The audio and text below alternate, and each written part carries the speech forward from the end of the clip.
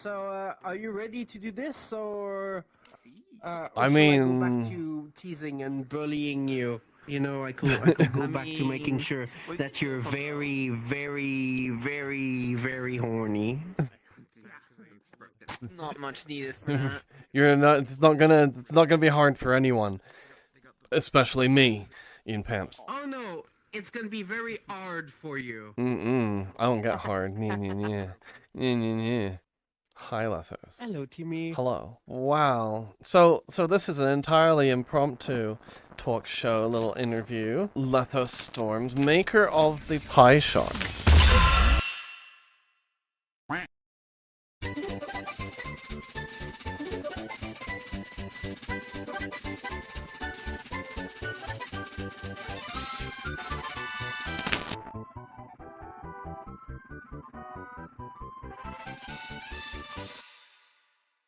Why the PiShock? What made you make the PiShock? Brats. I have a pet Brats. who happens to be a giant brat. Well, you know what? You know what's the funny part? They're also an otter.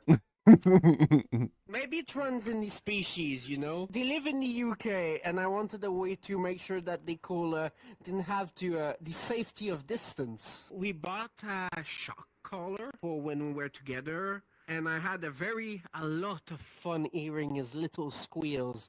Oh, I'm sure I'm gonna have a lot of fun with you. And I wanted to make sure that I could get that even from a distance. I couldn't find anything else that really worked. So I decided, well, if there's nothing else that works, why not make my own? There was something, but it was worth like $800, and it was like not worth it. But it was stuck to be a collar, and I didn't want a collar. I wanted a place that I could hide into someone's pants, even when they're out.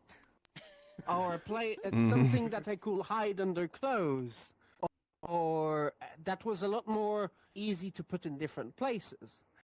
So I just found, I just decided that I'm gonna make my own. The funny part is that he helped me do it. The first iteration, he made the drivers that went onto the PiShock itself. I did all the rest. The rest of the firmware, the rest of the server and the website, and I did all of this because at first it was just for us both. But I went, there's no way this isn't wanted. So then I started to sell and sell. And yeah, I'm very happy I decided to do that. So the main reason to come back to your prior answer is to finish brats like you. Oh. Allow me to levitate for a moment. I try not to be a brat. Now that November and October have me absolutely, utterly at least I got buzzies during October. I get attention for bratting, and it's dangerous because it's also dangerous attention, because I could get shocked. I might be shocked at how bad of a position I've put myself in. Oh boy. I always have the last laugh. So be careful. I bet you do. Is that bratty?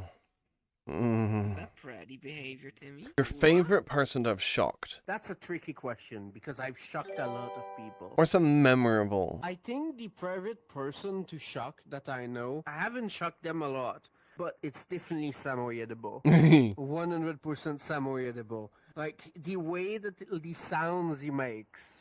I really like the sounds people make. It's like, oh my god, he's fucking bratty, but then he regrets it. And it's adorable. But yeah, I guess that will be my favorite person to hear shock.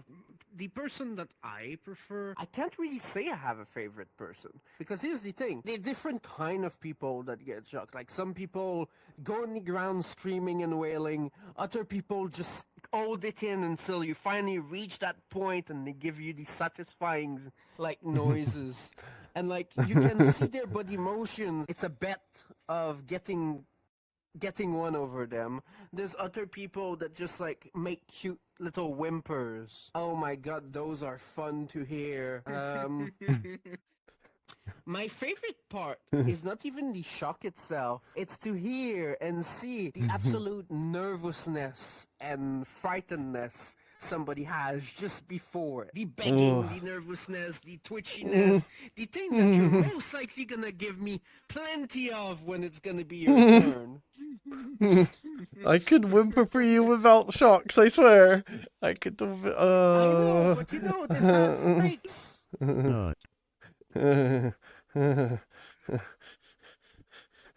I'm in danger. So you enjoy the whimpers, you enjoy the anticipation. Does it particularly make you excited? Do you feel quite excited? I wouldn't say it's sexual for me. That's the thing. I've never seen it as something sexual. It's amusing, endearing. I like it's just something pleasant, but it doesn't make me horny. It's interesting. It's like So you the get a thrill of a roller satisfaction, coaster. right? You get the Yeah, satisfaction exactly. of I the. get satisfaction. Mm. I don't find it That's not arousing, sexual. I guess. Okay, hey, no, that's entirely wow. As someone whose entire motivation right now is gotta get off. I can appreciate some non-sexual satisfaction. That would be very nice because I That's could actually do that. I absolutely love when it's making someone horny. It's a big game for me, you see. You just happen to Oh, be we're a toy. So, I am a toy. I am kind of a toy. I'm kind of a toy. First time you heard that. No, that's not the I'm first the time one I've with heard. that handle on my back. You can grab me from many places. Someone from chat asked, were there any challenges during development that needed to be overcome for iterations or prototypes? I think the hardest thing has definitely been the Wi-Fi. Setting up the stupid fucking Wi-Fi is still a challenge today because the boards I'm using and the boards that are available don't easily do 5 gigahertz Wi-Fi. A person who try to set their things up need to know that they can only use 2.4 gigahertz, and some router decide that have both the amount 2.4 and 5 gigahertz combined, route it wrong sometimes. So it tried to connect to 5 gigahertz and it failed.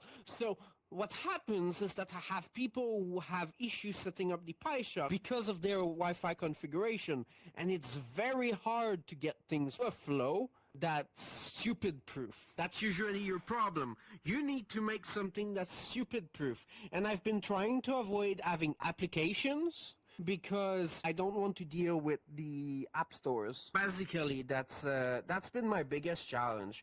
The second challenge is still to need the latency, which I fixed with the latest firmware after I spent like 4 months in DevL when I rewrote the whole firmware. And the third challenge is definitely PiShock disconnecting and not fucking reconnecting for whatever reason. For whatever, it feels bratty.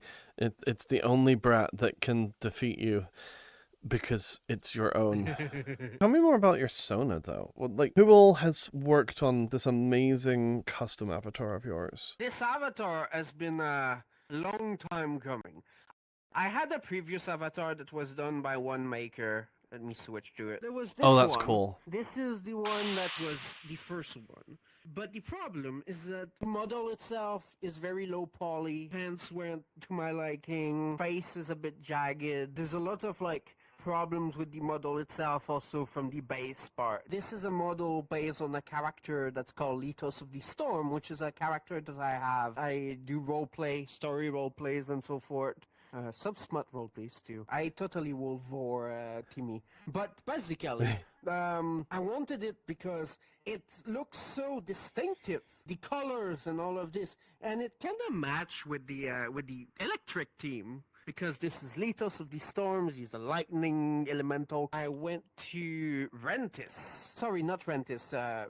the maker of the Rex. I asked him to update my avatar. At first it was just supposed to be touch-up. We decided to start it from the ground up. Because Riker didn't know the face tracking, we went to Retronio, we did the face tracking. Then we needed somebody to implement it in vrchat because it's a fucking pain. So we went to Rentis, we did it last minute. And then I needed somebody to help me with the IK of the legs. Voxian did the IK of the legs, do shader. So I went to Chile. I had help with also of Prism. Lilt, who lives with me, did all the texturing and so forth. I built a team of people. I swear could do anything at all. I'm very proud of that team. Like, thumbs up to that team. It's one of the things that I'm the proudest of. This is basically how this avatar came to be. I'm more than 5,000 in the hole with this, and it's still climbing. We're still going. There's still stuff to add, but I'm sure that when it's going to be done, it's going to be one of the best avatar in VR chat. And for that, I'm fighting for it. I definitely want something custom myself. It's a little otter boy, but more stylized to me and my liking. Somehow going to make it gayer. That's possible. That's what he's aiming for. Yeah, it's gonna be very gay. It's gonna be very Keep gay. going, It's gonna be sorry. very gay. I want to use your team, but I don't have that kind of money yet. You say that, Says while you've but been given 11k. Okay. you might have a good starting fund. I do have good starting so- funds.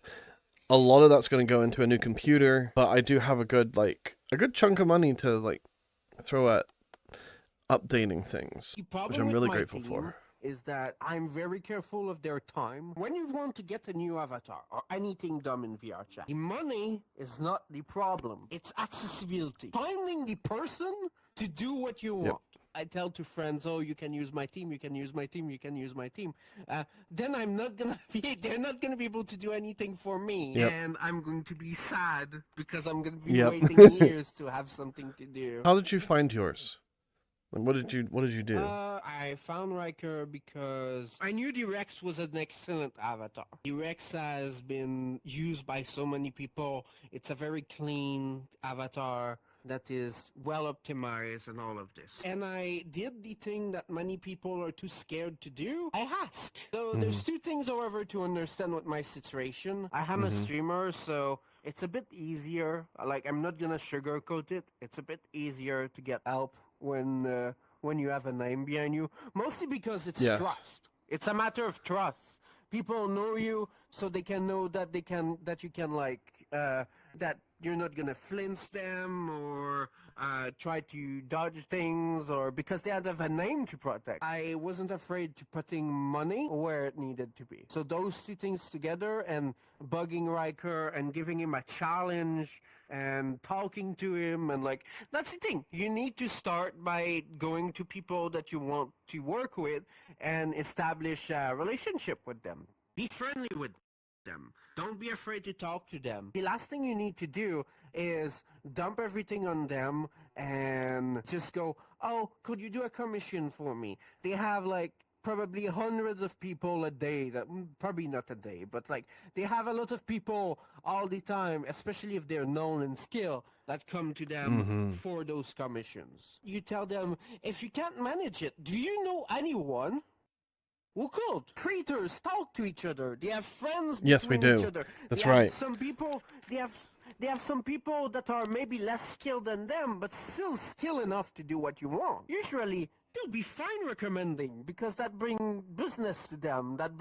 It's a way to funnel somebody to someone who might need the money, who has less stats, who is less known, and they'll gladly go do it. So you don't just ask this person to do the commission to you. You ask this person to point you in the right direction. Most of the times, you won't get a good answer. But it's a fast that you get one good answer, and it works, and you're fine. You have the money to do, that you are really invested in doing, that you're not wasting their time. They will be prone to returning the favor and trying to help you. Yeah, no, people largely will help you if you ask for the help. It's just asking people for help is something that we, as people, don't do very well. It's sad. That's because you're bottoms. Oh, I have no problem Let's asking for say- help. Yeah, a lot of people do. They're afraid of but- being rejected or being a botter. Oh god, that word bother. I was worried about being a bother all the time I grew up. It was absolutely nuts. Absolutely woof woof. So I could slide into your DMs then and just hey. Obviously, Hey. you're already in my DMs, goddammit. I could be flirty and I could say whatever I want to. Sure, go ahead. But remember, anything you say will be used against you. I plan on that being a thing. Give attention to your horny otters. They like it, even if it means you have to step on them. Yeah, that was pretty fun. I liked that. That was quite nice. Where did you buy, or like, where are you having your board like made? Someone wants to get started GLCPCB. into- At first, I just took off the shelf component. I just needed a board and an antenna because it used 433 megahertz, and I just plugged it together. What you can do is you can find someone to make you boards. If you have like maybe a few hundred to spend, which I recommend because it really helps, go on Fiverr. That kind of job is perfect for Fiverr. You get from somebody from Pakistan who does those very highly skilled jobs for a lot less money at the same amount from the US or Canada or whatever, or for European country. And you still have the same quality of stuff. So you have this design, you tell them what you want, and they'll be good at like figuring out the quirks and so forth. And then you send it to a place like GLCPCB or PCBWay or anything. They're all in China. We will manufacture your board and then send it to you. That's the way, personally, that you should. That's the way you usually start. So, Fiverr. I go there all the Like a time, website. both for business and the Fiverr website. I didn't think about using it for like merchandise, like not just a single like art piece or making the item, but actually producing. They actually have people who do production. I didn't know that. But they have people who can build these things en masse. Yes, but you don't want to go for that. You have it designed on Fiverr, and then you send it to a fabrication place. It's like multiple steps. You go to Fiverr to find the skill to do the designing, to get the production files, and then you use somebody in China to produce. Chimera wants to know if you have any tips on how to get into electroplay. PiShock's actually probably a really good one for it, isn't it? PiShock isn't an electroplay device. It will give you a sharp nip or a little tickle or something. It is not made for pleasure. If you want to get into actual electroplay, you want to a tense device or a violet wand. But the violet wand feels closer to what a PiShock feels. eSIM's devices make very good ones, but it's expensive. Question from How Rad. do you actually make people squirm or like use a PiShock? How you do that? How do you... speak to them in the right way. A lot of the PiShock feels worse the more you're afraid of it. 90% of the sensation of the PiShock is psychological. This is how people can get horny with it, because they go into subspace with it. A lot of streamers just use it for like haptic stuff. Lose a game and get shocked. And it adds stakes. It adds intensity to the moment. The Ritual Neo said before, when I had him on stream, he said, oh, PiShock cured my ADHD because it forced him to concentrate on things. That's Like, funny. Do you have different recommendations for people for the PiShock of, like, if they want it gentle versus normal versus brutal? There's two very important things that needs to be taken in consideration. One, depending on where it is on your body, it will feel vastly different. Test different spot at low intensity. Find out the spot that you're the most comfortable with. And then at that point, it will generally feel about the same anytime you put it on this spot. Taken, you're in the same mental space. Second point is find somebody who is good at listening to your limits and figuring out what you want. So you need to start low and then raise and then figure out how the sensation is for the other person. That's basically what I'd recommend, because that works both ways. If you want it more intense, you find a spot that feels more sharp, and you find somebody who will just hammer the button a bit more. Oh. I usually base myself on brattiness, you know. The brattier somebody is, the harsher they're gonna get it. That's usually how I go.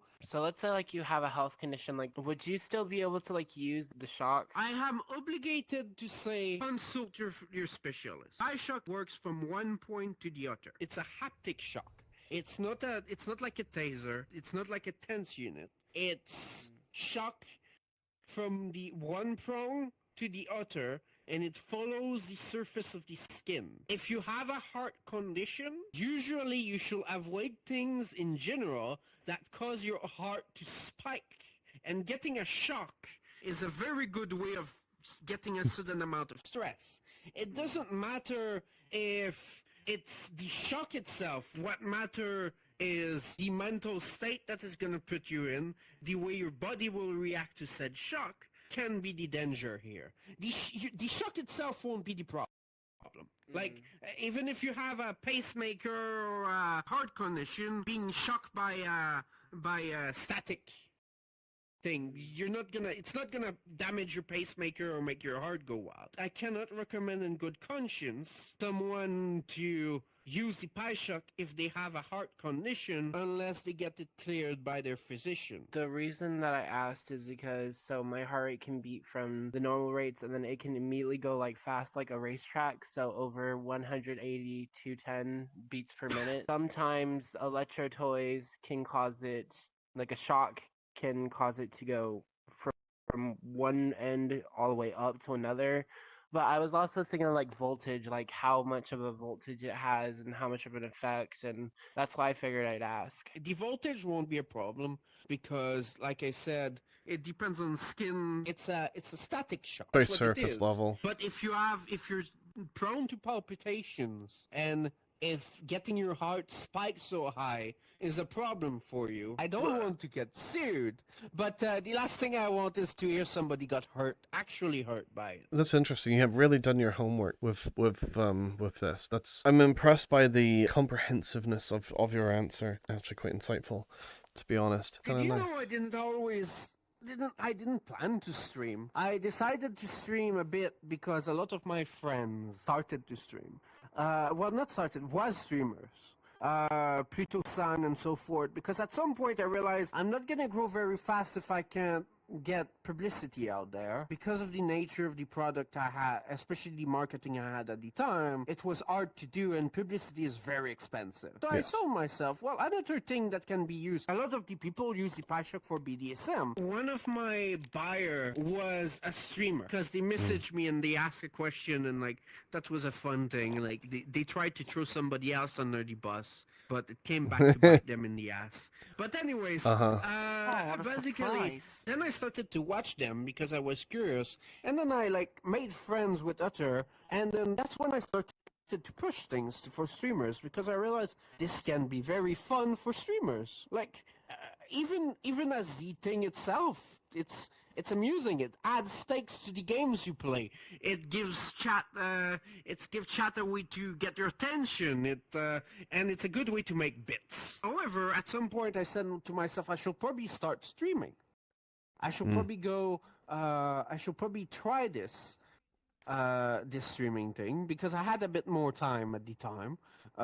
Sales were going good and I was done another crunch, and like usually when I'm done a crunch I wait a few months before doing another one just for the sake of not burning out, and it gave me an activity. But then I realized I'd already had contacts. I was already in talk with so many people. What I did is I started to stream and it caught off. I didn't think it'd catch up, so then I made a game show. This was kinda like an accident. I didn't plan for it. I planned to stream just for my own entertainment, and then it just turned into a brand. And now I go to cute streamers like Timmy there and get them to do decisions they'll regret later, but and everyone have fun. It's not for everyone. There are times where a streamer might peace out or something, and I'm fine with that. I don't hold it against them. Good. I let them keep the PiShock, and I stay supporting them and so forth. For me, the important is that they try, and even if it doesn't work, it doesn't work. We still had some fun along the way. I made so many friends. That's the thing that I don't regret, and I wouldn't change any other way. I made so many friends starting this that it completely changed my social life. Before, I didn't really have much of a social life. There was PiShock, but there wasn't much of it. Now, Right. every day I talk with friends, with many people, I make new ones, I get in contact. I network, I do all of this, and my social life is a lot more fulfilling. It's an accident, but the one I wouldn't change for anything. Yeah, streaming changed my life. Saved my life. honestly. I need to network more, to be completely honest. I need to get in touch with other people and network myself, because god, this subathon too has just been insane. Oh my god. And we still have 152 hours left on the damn thing. So what do you do other than PiShock? What do you... Not much. PiShock is my life right now. You have to realize I do coding. I do management, selling, streaming, marketing, logistics. I have helpers Timmy is that cute. makes the thing for me, and like endo tech support and so forth. But even myself sometimes do some tech support. I don't like it, and I really do. But sometimes I poke into there, especially when my team answers or they're all busy, because most of my teams is volunteer for tech support. But I'm like a bit of a one-man army. What I do of my days mostly, when I'm not doing PiShock stuff, is amuse myself with adorable, You are cute. bullyable, Very believable. breedable. Very Creatures like you. breedable. I'm very breedable. You're probably very sad that you're stuck streaming right now, right? I'm sad that I'm stuck in November.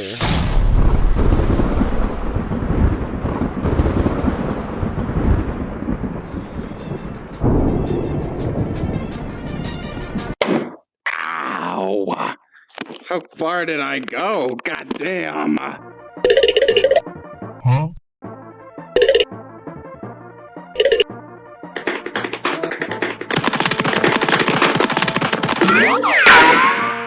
Para vosotros.